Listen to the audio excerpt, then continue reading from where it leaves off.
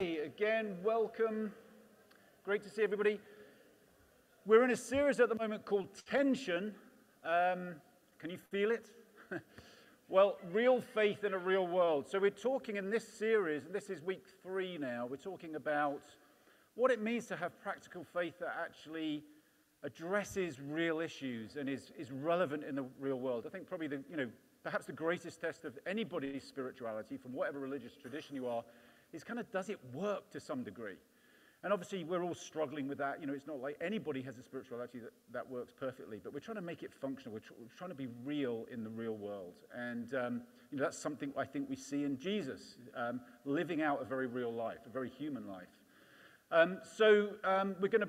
We've talked so far this series about conflict. We've talked about the issue of, what was the first week we talked about? Doubt and uncertainty, right? That reality. Next week we'll talk about hope versus despair. Today we're going to talk about anxiety and fear, or fear and anxiety. And we're actually calling it today dealing with fear and anxiety.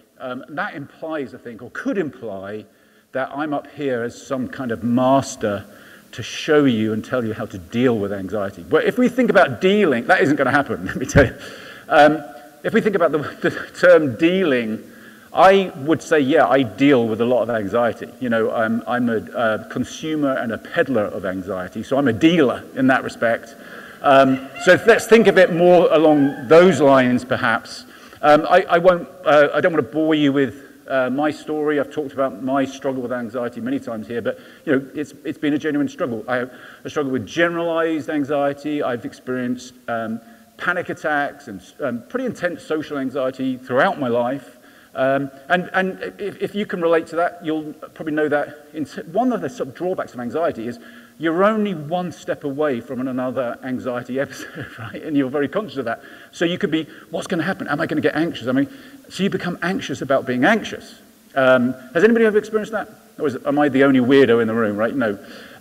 It's this very real thing. Now, I'm also a little bit anxious today because I'm conscious that not just this week, but with this series, we're talking about issues that we've talked about many times before. So there's some repetition, right, involved in this. But I think that's okay. And we're actually going to look at some scriptures today and talk about some things that we've talked about in the recent past.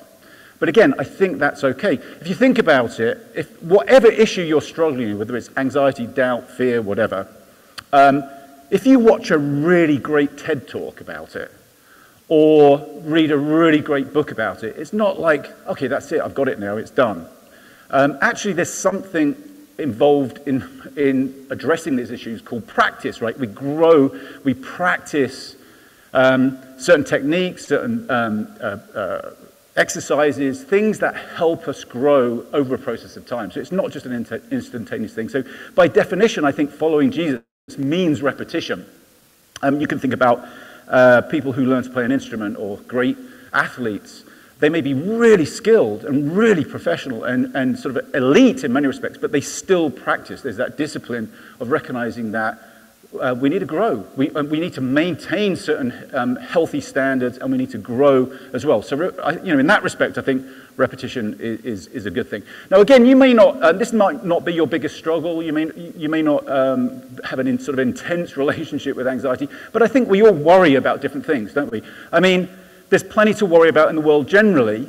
You look at the state of this country. The tension there is in this country. I don't know whether you know, but there's an election coming up this year, just as a reminder. Anybody feeling chilled out about that? I don't think so, both in terms of going through the election, but also outcomes of all that. When we look at the world as a whole, again, we talk about one step away from anxiety at any point. We feel like we're one step away from some abhorrent conflict that could, there are abhorrent conflicts, but that could escalate into something even more catastrophic. That's a reason to be anxiety. And then there's the environment. There's the climate change and what that seems to be suggesting about the future. Plenty of reasons to be anxious. There's also our personal lives, our relationships, which are perhaps the biggest source of immediate anxiety to us. Working through difficulties in our relationships. Social things. There's jobs. and our relationships at work and our thoughts about the future and career and all these sort of things. So I think anxiety is something that's pretty general for all of us in different ways. So what we're going to do today is look at Jesus, and we're going to do two things. We're going to look at Jesus, and there's two parts to that. We're going to look at what Jesus taught about anxiety. We're also going to look at what Jesus did, so how Jesus lived. Does he kind of match up to what he's talking about? Give a little bit of a clue here. He does. And then secondly, we'll practice. We'll do a practice together that might help us with anxiety, might help us with other emotional challenges as well. So let's jump in. Let's look at some things that Jesus said about anxiety. So what is Jesus' teaching on anxiety? This will feel very familiar because we talked about it just a few weeks ago. Jesus in the Sermon on the Mount says this: "Therefore I tell you, do not worry about your life, what you will eat or drink, about your body, what you will wear. Is not life more than food and the body more than clothes? Look at the birds of the air. They do not sow or reap or store away in barns, yet your heavenly Father feeds them. Are you not much more valuable than they? Can any one of you, by worrying, add a single hour to your life?" So we're going to look at that passage and an extended version of that in a moment. But we looked at that a few weeks ago when we were talking about nature. And here is Jesus saying, don't worry. Jesus is saying it's okay. God loves you. Don't worry. So this is the sort of Zen Jesus, right? This is the chilled out Buddha Jesus, if you like, who's saying he's on the mountainside. He's pointing to the animals and the plants and saying, don't worry, be at peace. But did Jesus live like that? Well, let's look at a story where I think Jesus is this sort of very chilled out personality. Again, this might feel familiar because in the last year or so, we went through the whole book of Mark and we looked at this story of Jesus on the Sea of Galilee with his disciples. So let's look at the story and then we'll see how Jesus is behaving in it. That day when evening came, he said to his disciples, let's go over to the other side. So they're going to cross the Sea of Galilee. Leaving the crowd behind, they took him along just as he was in the boat. There were also other boats with him. A furious squall came up, and the waves broke over the boat so that it was nearly swamped. Jesus was in the stern, sleeping on a cushion. The disciples woke him and said to him, "Teacher, don't you care if we drown?" He got up, rebuked the wind, and said to the waves, "Quiet, be still." Then the wind died down, and it was completely calm. He said to his disciples, "Why are you so afraid? Do you still have no faith?" They were terrified and asked each other, "Who is this? Even the wind and the waves obey him." So here we have in this story, it's a story, I think, in my view, not everybody would certainly agree with me, but I think it's a metaphorical story. I'm not saying it means this didn't happen, but it's been told to us in a very metaphorical way. We get some clues to that because there are allusions to Hebrew scripture in the way this story is told. And importantly, there's an allusion to the sea being this source of chaos and uncertainty and fear and anxiety. And that was how, in the Hebrew tradition, that's how the sea was viewed. And if you read the Hebrew scriptures, you'll see that time and time again. So here, I think we could interpret this metaphorically, that this isn't just a story about how to behave when you're on a boat on the Sea of Galilee with Jesus. That would be very specific and literal. I mean, that's probably as extreme as it could get. Nor is it, I think, about how to cope with seasickness or how to cope with fear when you're on a boat journey anywhere. Nor is it about how to deal with people who are heavy sleepers and don't seem to care. That's not the point here, I don't think. The point is, what's going on in this story and how are the different people in the story responding to chaos, responding to uncertainty, responding to circumstances beyond their control. And we have this sort of contrast between Jesus, who's asleep in the boat. I don't think Jesus is just a heavy sleeper. We're being told Jesus is at peace. And secondly, we have the disciples, his followers, who, by the way, many of whom, by the way, were sort of salty sea dogs. And let's face it, if you get on a boat and the skipper of the boat is some old salty sea dog and there's a storm and he's panicking, I would suggest you get anxious. I think that's a good reason to be very, very anxious in those situations. So there's every reason to be anxious. This is a storm that they're used to storms, but they're being contrasted with Jesus. Jesus is at peace. They are not. And then Jesus gets up and rebukes the storm. But really, it seems like Jesus is rebuking them for being afraid. And he's implying, it seems, that this centeredness, this sense of peace that he has, that comes from this union with God, this union with the divine, this divine life that he's living, is actually able, they could live it. He says, do you still have no faith? In other words, do you still have no trust? Do you not trust this way? I'm in the boat with you. I'm experiencing this divine life. You are in the boat with me. You can experience this divine life as well. You can be at peace no matter what's going on around you. So Jesus, this is the Zen Jesus. This is the chilled out Buddha Jesus, if you don't, that doesn't sound too disrespectful. And there's something beautiful about that, something really beautiful about it. But I don't know about you, I find myself identifying more with the disciples in that situation than I do with Jesus. But there's another story in Mark, towards the end of Mark's Gospel, again, which we looked at fairly recently, earlier this year, where Jesus himself experiences great anxiety. Let's look at that story here for a moment. They went to a place called Gethsemane. So this is just before Jesus dies. He's celebrated supper with his friends, and they go out to the Mount of Olives, to a place called Gethsemane, which means olive press, and in the Aramaic language, which is Jesus' native tongue. So there's some pressing, some crushing that's going to go on here. And Jesus said to his disciples, "Sit here while I pray." He took Peter, James, and John along with him, and he began to be deeply distressed and troubled. "My soul is overwhelmed with sorrow to the point of death," he said to them. "Stay here and keep watch." So this is serious. Going a little farther, he fell to the ground and prayed that if possible, the hour might pass from him. "Abba, Father," he said, "everything is possible for you. Take this cup from me, yet not what I will, but what you will." So, again, this is an abbreviated section of that story as a whole. But here we have a very human Jesus, a very anxious Jesus. Jesus was afraid. Jesus was anxious. And I can relate a lot more to this Jesus. Now, a few things strike me about this little excerpt from the story. This is serious anxiety. If we look at the same story in the Gospel of Luke, and Luke, the author of Luke, almost certainly is working off the text of the author of Mark, and sort of elaborating, adding some things in. But let's look at the passage in Luke where this story occurs. Jesus went out as usual to the Mount of Olives, doesn't mention Gethsemane specifically, and his disciples followed him. On reaching the place, he said to them, "Pray that you will not fall into temptation." He withdrew about a stone's throw beyond them, knelt down and prayed. Similar so far. "Father, if you're willing, take this cup from me. Yet not my will, but yours be done." An angel from heaven appeared to him and strengthened him. And being in anguish, he prayed more earnestly, and his sweat was like drops of blood falling to the ground.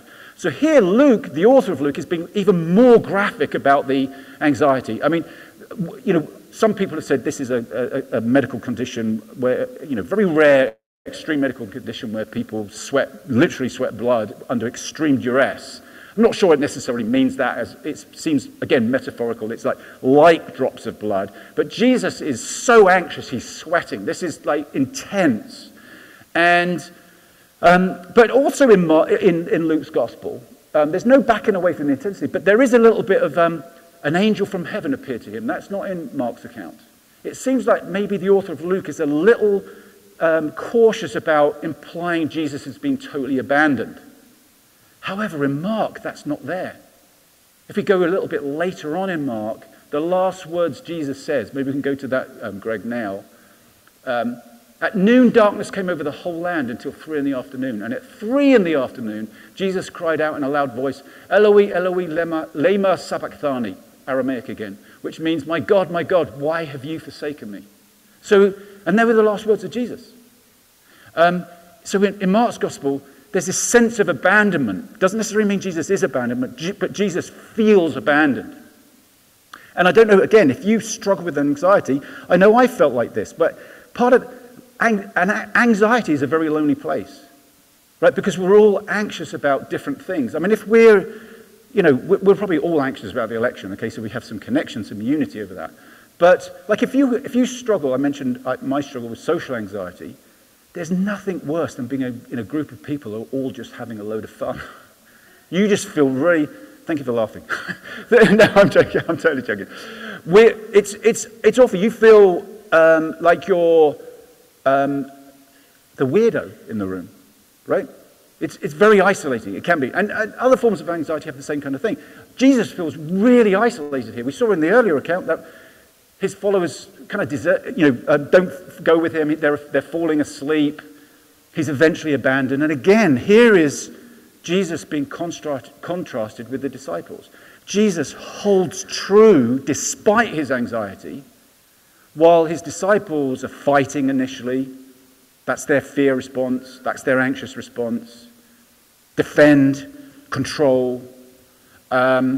And then they fly, so it's fight or flight. And the flight is all about safety, right? It's all about, fighting's not working, so we just got to get out of here. We've got to avoid this situation because we're not safe.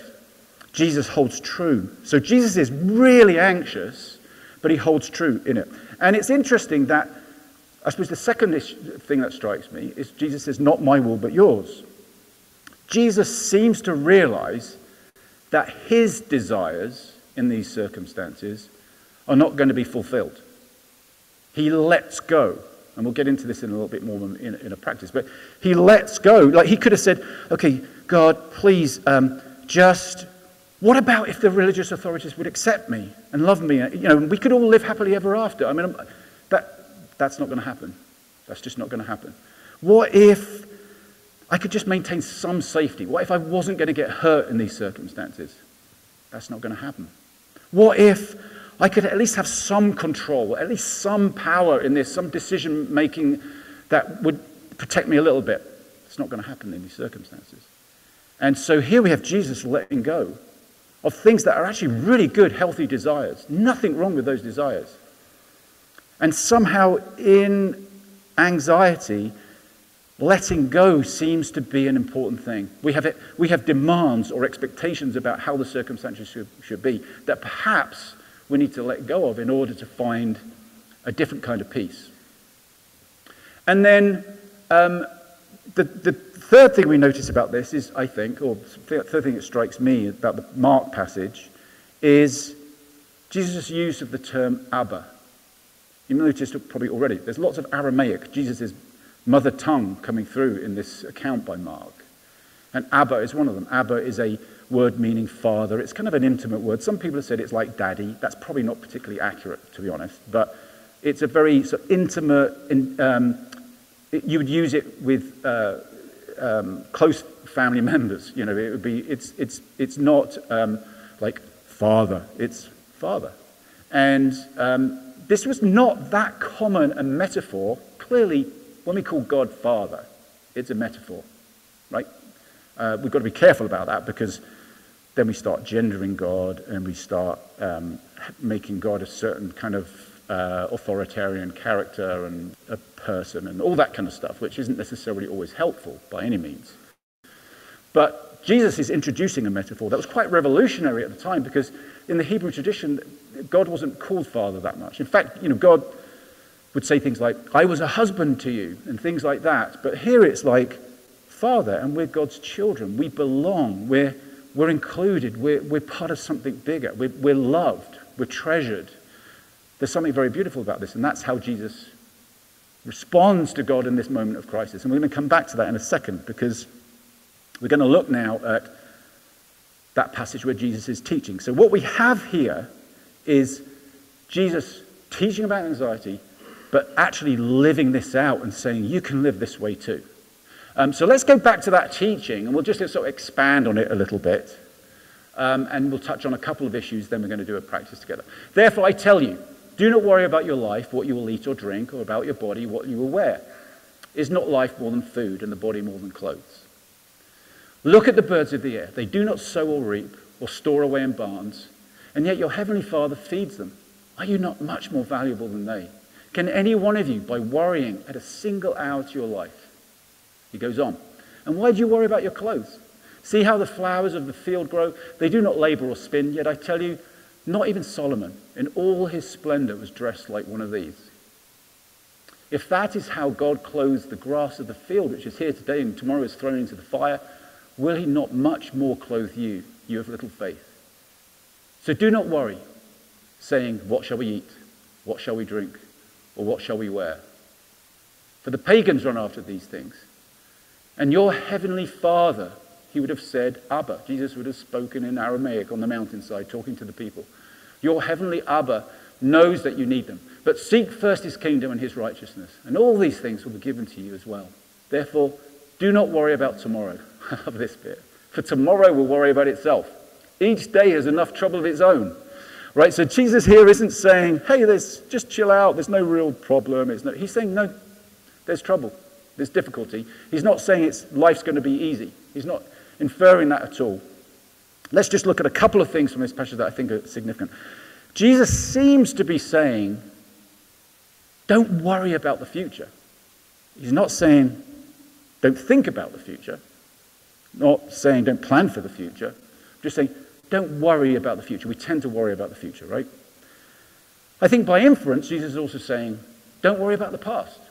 Doesn't really particularly get into that, but I think we can infer that because Jesus is saying, and this is perhaps the first point, live in the present moment. Live in the present moment. And this moment, he seems to be saying, has got enough trouble of its own. This day has got enough trouble. So part of this source of anxiety for us, I think, is, and you may be able to relate to this, I know I can relate to this, is that we worry about the past, right? We have regrets about the past, things we've done, things we've failed at. Maybe that's going to repeat itself. People we've let down, people we've hurt. Things we've failed at, which we think define us, and we sort of carry that that weight into the present moment and into the future. We can also actually, I don't know if anybody ever has this feeling. I think there's maybe one that you get as you get a bit older, and I'm getting a bit older. But it's like, maybe my best days are behind me. Anybody ever thought of that?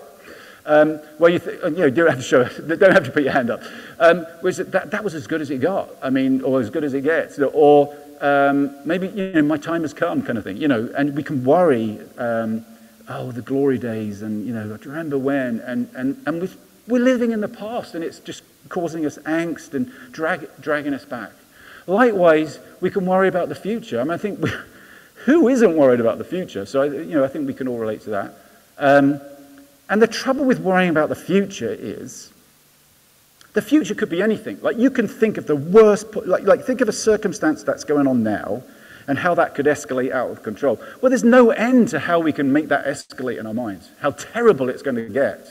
And again, perhaps you've had some experience of this. There's a situation you're thinking about, oh God, this thing's coming up, and it just becomes this massive thing, and then when it arrives, it just sort of, wasn't that really that big a deal? We just blown it up in our minds, and we can all do that, and there's no end to how huge those giants can become. And Jesus, I think, is saying, just don't worry about that. Live in the present moment. And, I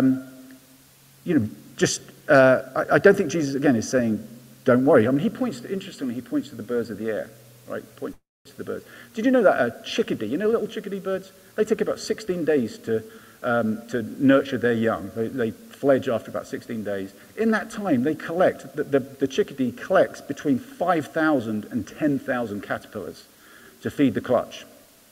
That works out about 500 caterpillars a day, which, if a chickadee's awake for 16 hours, maybe it's more, maybe it's less, but if they're awake for 16 hours, that's about one every 2 minutes.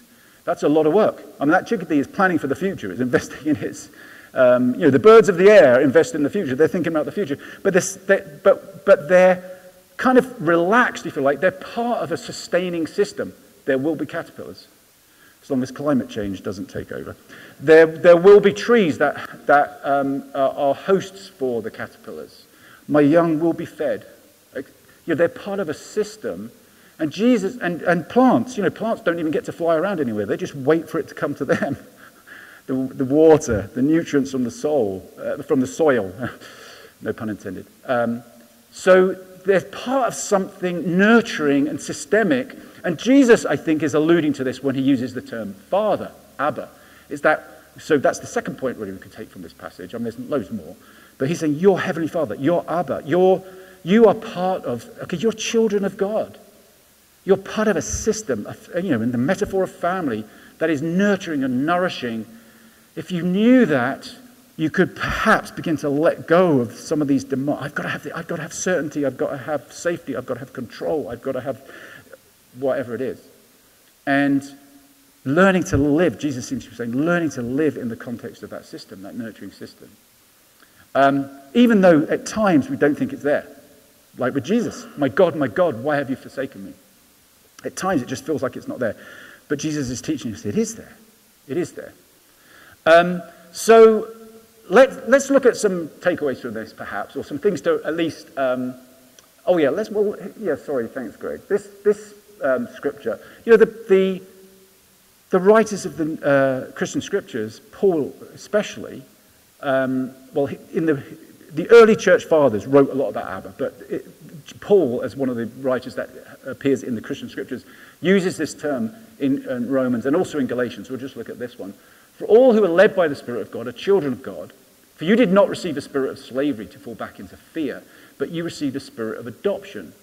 When we cry, Abba, Father. So he's retained that Jesus word. This is a Greek audience. He's writing to a Greek-speaking audience, or he's writing in Greek, but they retain, this word is so important to the early church that they retain it in the original language of Jesus. Abba, Father. It is that very Spirit bearing witness with our spirit that we are children of God. We belong. We're part of this system. So, let's look at some ways we can perhaps respond to what we've heard so far, and then we'll do a practice together. So, dealing with fear and anxiety, mastering it. Live in the present moment. Now, that sounds a bit, in one sense, a little bit unrealistic, but think of it like this. Maybe we put the Charlie Mackesy quote. I don't know if anybody's read the Charlie Mackesy quote, read the book by Charlie Mackesy, The Fox, the Horse, and the Mole. When the big things feel out of control, focus on what you love right under your nose. Okay, so all sorts of things can be out of control. We had the chaos of the sea, but in the moment we can look at the things that are really meaningful to us immediately. Focus on what you love right under your nose. It's easy to be distracted from those things and look at what's raging rather than centering back on what's really present to us in this moment. Let's go back to that list. Letting go.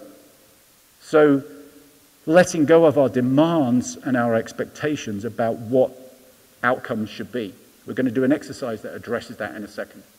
Acceptance. Accepting our circumstances. Accepting that we're anxious. That's one of the most helpful things on my journey with anxiety, and don't take this the wrong way, has just been accepting that I'm anxious. I'm an anxious person. I'm in a process of change, but that's a bit of a struggle for me. And it's okay. Doesn't make me a weirdo, does it? No, doesn't make me a weirdo, doesn't make me broken. One of the hardest things for me with struggling with anxiety is I feel weak, I feel I should be on top of it. I feel like even my body doesn't behave the way I want it to. It's kind of shaming in a way. And I think we all have that with various challenges. We feel we should do better, and so we kind of experience shame, and then we get into that cycle of shame and blame and all the rest of it. So some just acceptance is like, that's okay. Fight or flight. This is an interesting one because, we saw the disciples fighting to defend themselves and out of their fear, and then fleeing, flight because they want to stay safe. But there's also sometimes it's appropriate to avoid things. I mean, there are certain circumstances we should not avoid because of fear, but there are other ones that they're anxiety-provoking circumstances. Perhaps things like social media come into that bracket. Like we can go onto social media and get engaged in not always helpful encounters that just provoke anxiety. And they're not productive necessarily. I mean, sometimes they can be. I mean, nothing wrong with social media in itself, but I think it's created a lot of anxiety for people for all kinds of reasons. So there may be some situations it's best to avoid, and then there's certain other situations that it's like, I should not avoid that because of my fear. Maybe I do need to fight in this situation. I need to stand up for something, even though I'm intimidated, even though I'm feeling afraid. So that one's a nuanced one. And then finally, don't give up. It's a journey. I'll probably be anxious tomorrow. In some churches you say stuff like that, and what is it? It's speaking the negative word or something. It's just like, that's a reality. I'm on a journey of change. I'm on a trajectory of change. I'm on a trajectory towards peace and a deeper experience of Abba in my life, a deeper experience of this system, this love, this divine love that I can experience. So what we're going to do now is just do a practice together. And you may have guessed it already. It's going to be the welcoming prayer. And some of you may be very familiar with that, and some not. So we're just going to talk through it, and then we'll practice it. And the reason for talking through it is I think sometimes this practice, and all it is a technique. It's a tool to help us develop a skill, to help us be less anxious or be less whatever negative emotion we want to name. We're going to think about it particularly at the moment in terms of anxiety. But it's just a tool, but sometimes I think the tool can be communicated or misused in a way. And I'll explain what I mean as we go through. But let's go on to the next slide then, Greg. So the welcoming prayer has 3 steps to it, 3 stages. So what we'll do when we practice, we'll just sort of quieten our hearts. As always, it kind of helps to center ourselves on our breathing.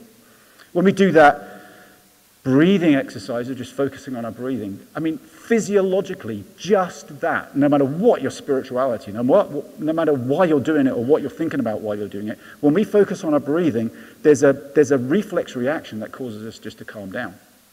It's a measurable reaction physiologically in our bodies. So we'll just sort of settle ourselves, and then the first stage is awareness. And that is being aware. So we'll focus on anxiety today. What are we anxious about? Something that's happened, something that could happen, something that's happening right now. When is he going to stop talking? I've got to get out of it. No, we'll just focus on what is going on for us right now. And sometimes we feel it in our body, like anxiety. We can feel it in our chest, our shoulders, our neck, our head. We can feel it pretty much anywhere. Maybe in our guts. Right? So, and sometimes it's helpful just to sort of put our hand on the place where we're feeling the anxiety, so to kind of connect mind and body, because we, in the Western world, have those things so separate. Then when we've sort of identified that, okay, what is that thing, and what is that emotion, we're going to go into the second phase, which is welcoming it. Most of the time with unpleasant emotions, let's say, we reject them, we're just trying to push them away. But what we try to do with anxiety is stop being anxious. Really doesn't work. It just makes you more anxious. When we fight, like, stop, I'm going to not be anxious in this situation, you end up a little bit more anxious. I do anyway. So what we're going to do is just welcome that anxiety. Because that anxiety is an indicator, that anxious feeling, that anxious emotion is an indicator of something else going on. So we're just going to welcome it. So we're not going to push it away. And that's uncomfortable. Because we spend most of our time, as I say, trying to avoid those feelings. We're just going to be in touch with that emotion. And then in the third phase, what we're going to try and do is identify it with something that we can let go of. We're going to try and look at what the root cause of this anxiety is. And it may be, so let's just say you had an argument with somebody this morning. Maybe you had an argument with your spouse or partner or a friend or a co-worker or something like that, and that's what you're worrying about. Well, you're worried about something deeper than just that interaction. Let's add these next 3 issues in. Greg, thank you. So, in the welcoming prayer, we address 3 kind of basic human desires.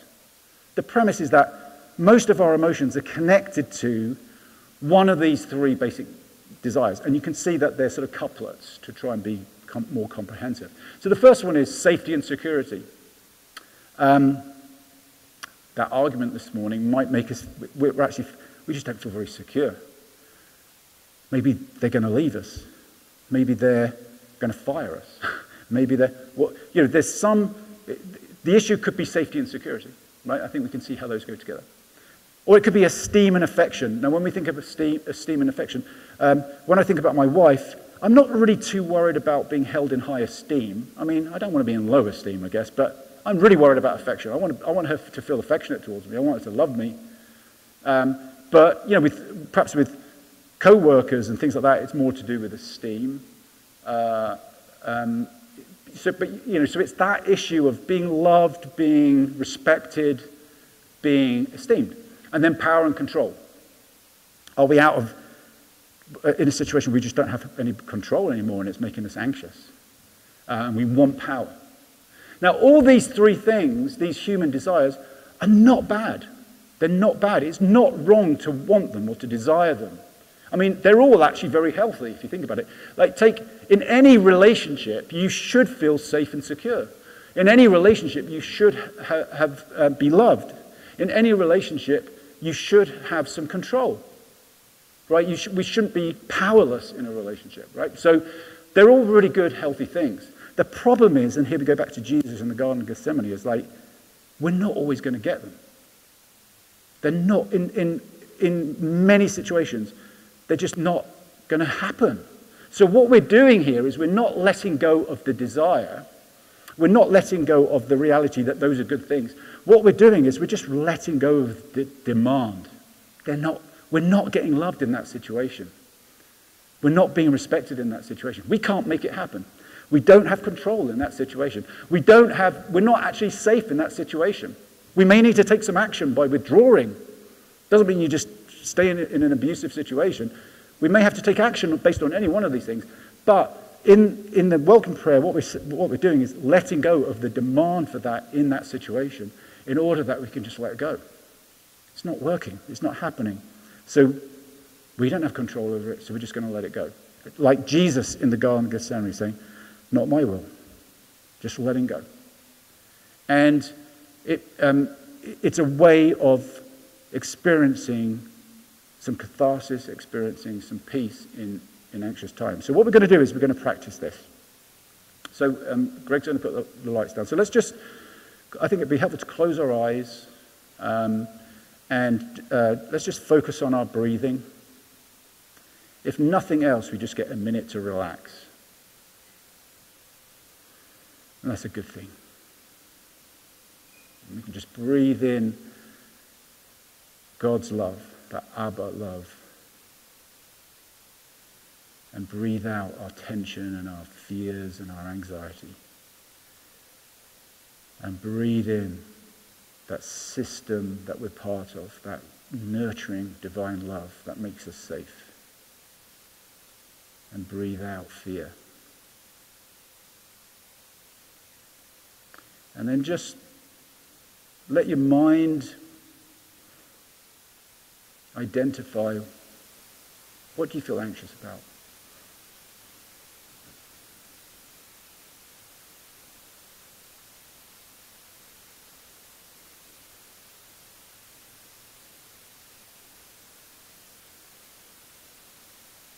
Let your body speak to you.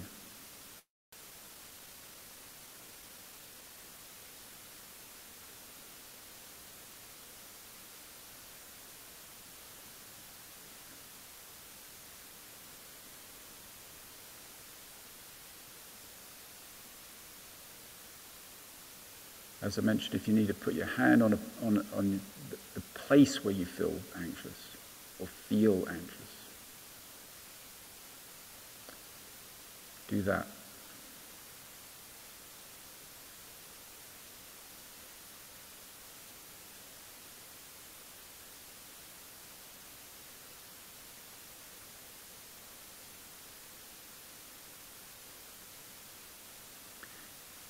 And when you've identified it, just welcome it. Don't judge it. Don't say it's okay or it's bad. But just feel it. Don't resist it.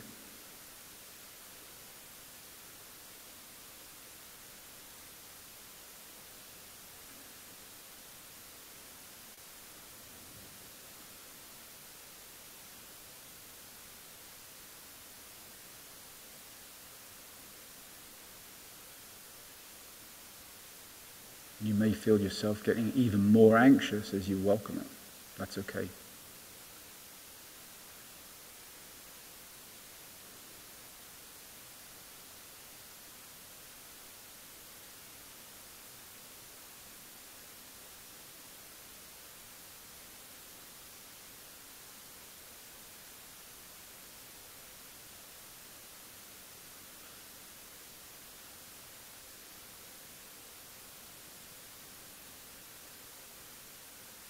Once you're really in touch with that emotion, try to connect it to one of these three things. What's the root of it?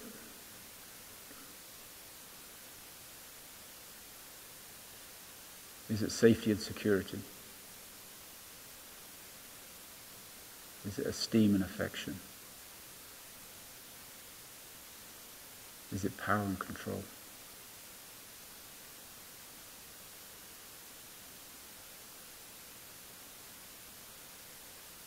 In what way is one of those just not working right now?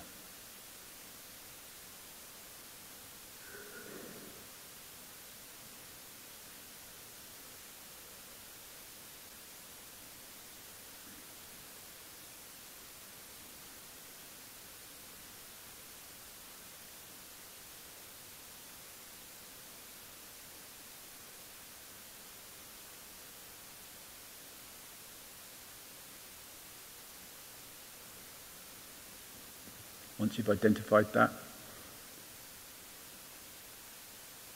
just let it go. Just give up that demand.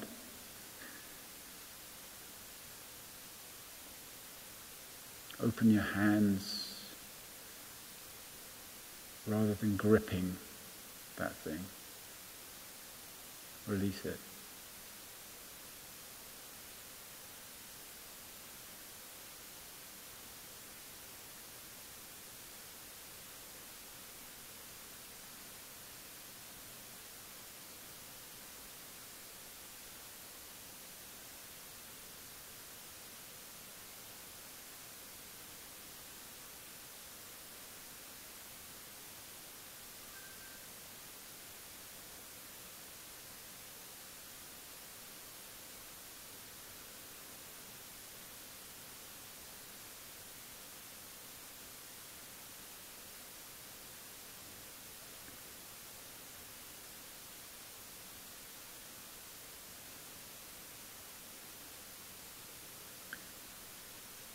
Okay, let's stay in a prayerful place, just this sort of place of quietness.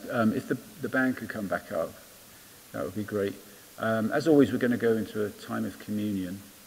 But I think it's important just not to worry. If you just want to stay in your seat and whatever happened there for you, just want to stay in that place, that's totally okay. I think with letting go is a really hard thing to do. And it's like, how do you let go? Well, you let go by letting go. It's one of those things. And I think of it like, I used to have friends that did rock climbing, and I'd look at the rock faces that they would climb up and think, how do you even see anything to hold on to there? It just looks like almost like a glass surface. But over time, you could begin to see little indents and little places to get your fingers. And I think of letting go like that. As you let go a little bit, we learn how to let go, and then we can let go a bit more, and then we can let go a bit more. So if it's a struggle to let go, don't worry about that. Again, we're on a journey. But if we could just let go a little bit, we learn the art of letting go. We've practiced it, and then we're going to be more able to let go because we've grown in the art of letting go. So if you have any anxiety about that, don't worry. So we're going to have communion now. Would like to point you to the flyer you got in when you came in today. There's lots of different things you could do if you wanted to, different stations around the room, places to light a candle, places to lament, places to write out prayers. So feel free to do any or all of that. Feel free just to sit where you are. Feel free to come and take communion, either around the tables, we've got 3 of them, or you could grab the gluten-free cracker and the cup of juice and take it back to your seat. This is a time for each of us to respond to God in the way that feels appropriate for us. So let's do that now as the band lead us in another song.